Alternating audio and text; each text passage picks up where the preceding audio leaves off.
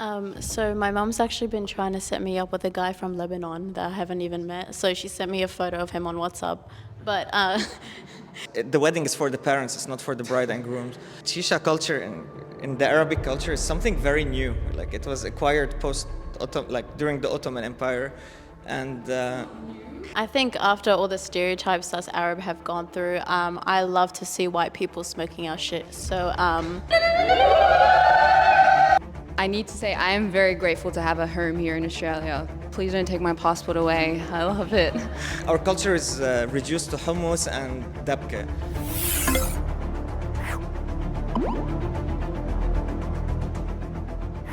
There's too much pressure to marry within the Arab culture. 3, 2, 1. I'd say from what I've observed, yes, but as the time goes on, I think it's expanded. So my sister is married outside. It did take a while for my father to kind of get the hang of that, but now it's kind of like the other partner is now part of the family. So it's definitely changing, I would say. I feel like there is pressure. I don't feel like it's too much pressure. And that's not like from my personal experience either. Like I know I need someone from my culture. It's just from experience. But like I've got family members that have married into different cultures, and it's not like it was like the most okay thing, but it wasn't completely taboo, I think, especially nowadays. So I'm kind of like in between. Talk from experience because I married an American. So I received lots of pressure, but I was surprised that we persevered through it, and at the end it was very well accepted, and it worked out. And my wife got accepted to the family, so there might be some pressure in the beginning, but if you talk through it and go through that journey, you might be surprised what you find. So my mum's actually been trying to set me up with a guy from Lebanon that I haven't even met. So she sent me a photo of him on WhatsApp. But she ideally would want, obviously, me to marry within Arab culture.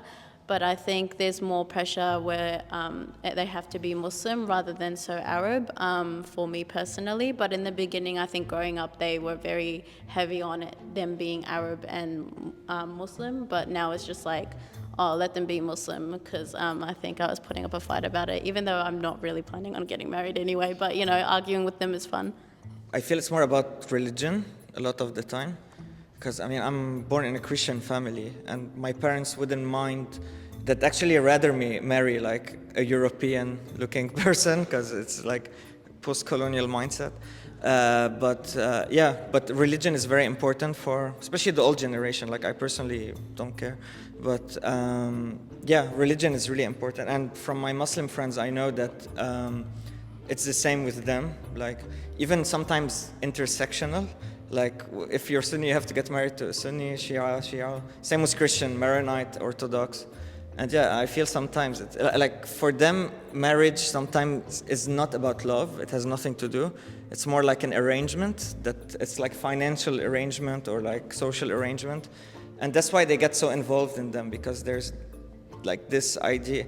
Like I play music at weddings, and it's literally the parents. The wedding is for the parents. It's not for the bride and groom.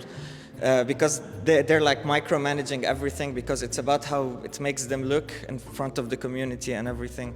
So it's sad, but that's how it is in a way. Good point. I know that I'm standing here, but what you said is really great. And I wanted to add to that, I think it's also part of like preserving the culture. It's like, please come marry within here. Let's save it. Hummus is for us. So I do agree. I know I'm here, but like I do agree with that. We're going to break the tension, okay? Shisha cafes are essential to Melbourne's Arab culture. 3, 2, 1.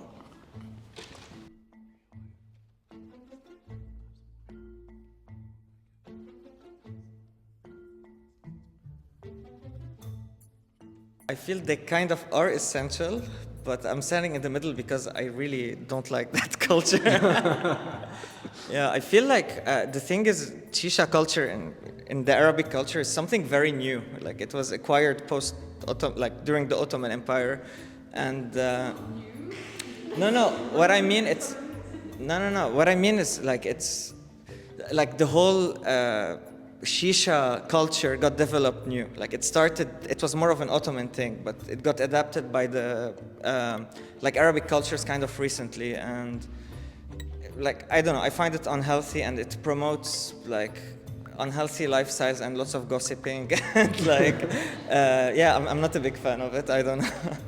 Just to clarify, I've never been to any of these shisha cafes, but I understand their importance because, as you said, like it's like a gathering, people gossiping is part of our culture. Like it is important, and like back in Lebanon, you don't go to a cafe, like you can get it delivered to your house. You know, we all know that. So it's just part of like a social setting, and I don't necessarily, you know, support this habit, but I think it is part of our culture.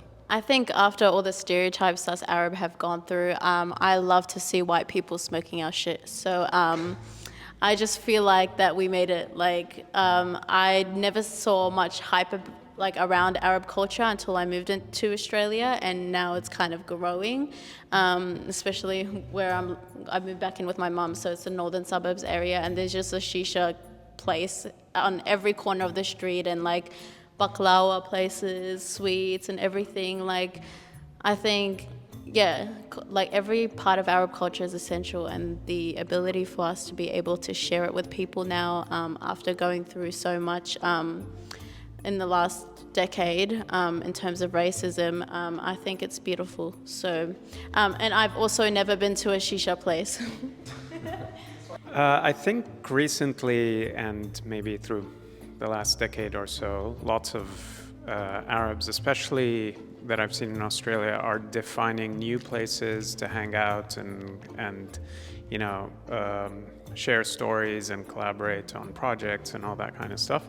I still enjoy how relaxed it is, that you just sit on a couch and, you know, many hours go by, and I don't do shisha, but it has that vibe, and in the right context it can be right, and there are different types of places, but I don't think they're that essential, and they might get transformed a bit to be shisha and something else, you know?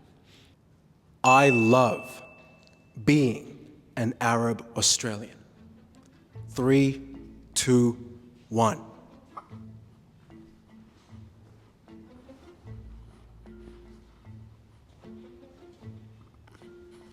I'm more of an Australian Arab, got brought up here.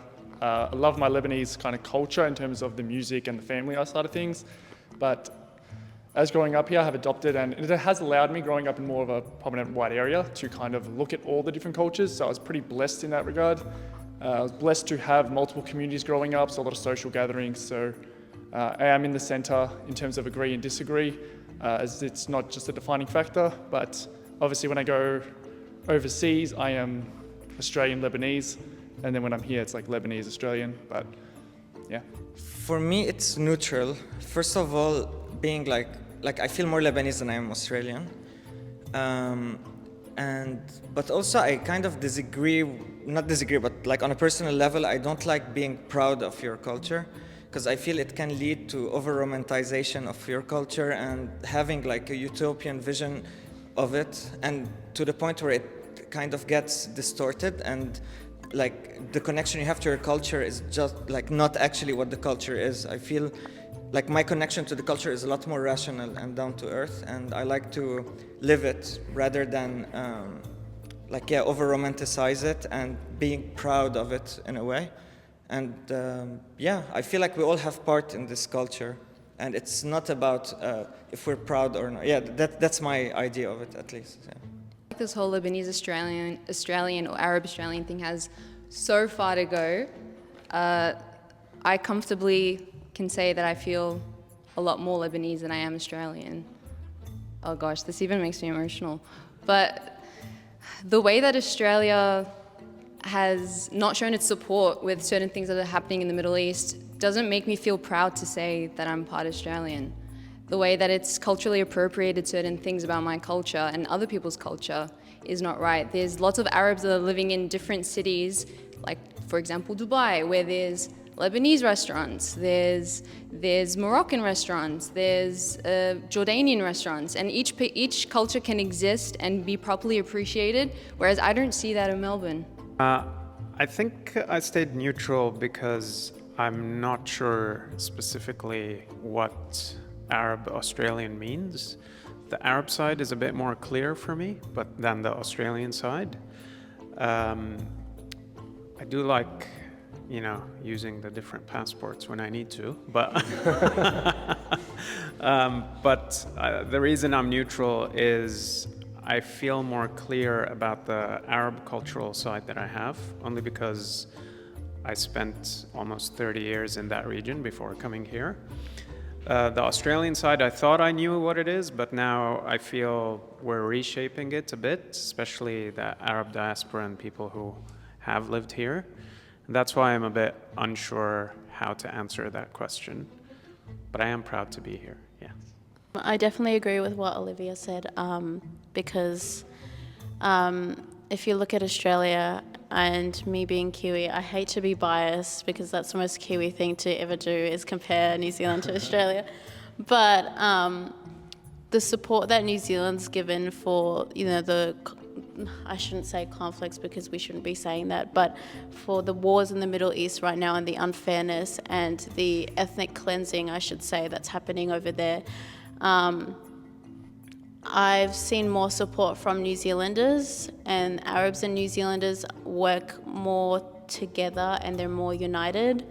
I think within our Arab Australian community, it's divisive, and the only thing that some of them tend to bond about are things like pop culture or things that aren't actually Arab. I see a lot of Arab boys, high school boys, older boys, walking around suburbs pretending they're ghetto and trying to morph into a culture that is not their upbringing and doesn't align with how they've been brought up. And that's what really scarred me coming here. I just feel like Arabs need to work together, but not only Arabs, but Australians really need to have more of an open mind, because I feel like even nowadays, as much as they all love to get an HSP after a night out at the club, they would be the most racist people in the comment section. So, I think there's that. I need to say I am very grateful to have a home here in Australia. Please don't take my passport away. I love it. However, adding to that, it's like, what is Arab Australian? What is Australia without all of these cultures that have come here?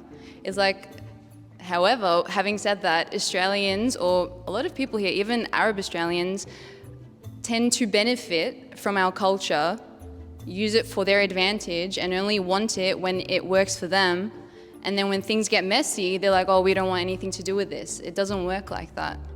So, disagree. Just want to say I really agree with what you said previously about, especially about not feeling that the government is representing us. But also I want to go further on that, and I know many people from Middle Eastern backgrounds as well who are really turning a blind eye on what's happening, and I do feel like it's a cause of.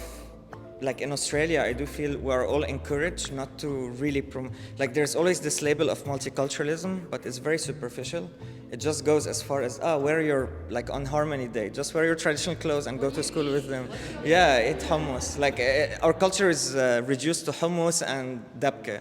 Well, I do think it goes a lot deeper than that, and I do feel there's society here, and also all the racism that was present, that's still present of course, but that was more there a few years ago. Our parents did their best not to make, to disconnect us from our roots, I feel. And it's something very sad, and it is changing, obviously. But I do think, it's hard when you were raised in a way, it's really hard to unlearn it. So I do think it will take maybe one more generation to truly look past it as something of the past. Yeah, the representation, I guess, of what it's like to be, or what it is being an Arab in the home country versus what the representation is in Australia does create a massive difference. And so that's probably the biggest thing, where I connect more with what it's like traditionally over there than what it's kind of represented here. That thought, well done. Episode over. Hug it up.